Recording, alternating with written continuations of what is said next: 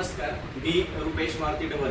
मित्र हो, सध्या शेतकऱ्यांचा मका असन, बाजरी असन अशा पिकांना सध्या युरियाची अतिशय गरज आहे आणि म्हणून या ठिकाणी निगोज, पारनेर तालुका निगोज गावामध्ये संघामध्ये, सरकारी संघामध्ये 1000 प्लस म्हणजे 1036 का माझा संपर्क झाला होता.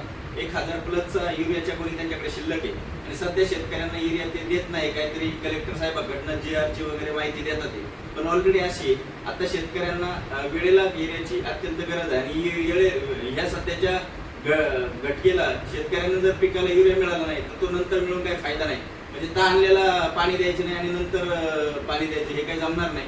म्हणून माझी कळकळीची विनंती प्रशासनाला आणि कृषी अधिकारी साहेबांना, आमदार साहेबांनाही आमचा संपर्क झालेला आहे. तर सगळ्यांना विनंती का वेळेत 2 दिवसात शेतकऱ्यांना युरिया देण्याचं काम, युरिया वाटप सुरू व्हावा ही सगळ्यांना विनंती करण्यात येत आहे. धन्यवाद. रुपेशजी बोला ना. साहेब नमस्ते, रुपेश डवन.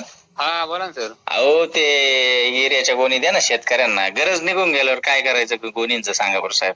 अहो ते आपल्या हातात नसतं सर काही. मग कोणाच्या हातात आहे नेमकी? तुमच्याकडे आता गोडाऊनला ते कृषी अधिकाऱ्यांना ना, त्यांना विचारावं लागेल तुम्हाला. बरं, कृषी अधिकारी कोणाला फोन करू आम्ही? गागरे साहेब आहेत ना, गागरे साहेब, त्यांना विचारा ना.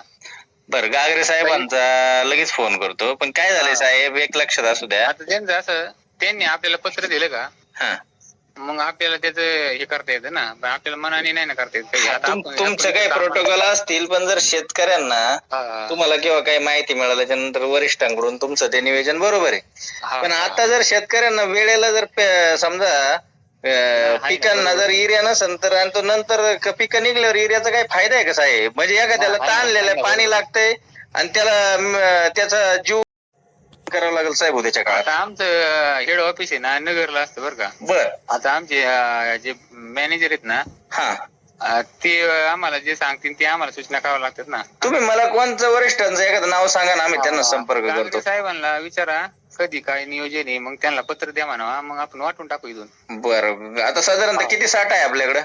आपल्याकडे सध्या 1065 गुणीचा साठा आहे. आता त्याच्यातलं आहे ना, आपल्याला शक्यतो जिथं ठेवलंय ना त्या दुकानाला 50% साठा देण्याचं त्यांचं नियोजन असतं. मग आता 50% साठा जर त्यांनी आपल्याला पत्र भेटलं तर आपण तिथे वाटून टाकू.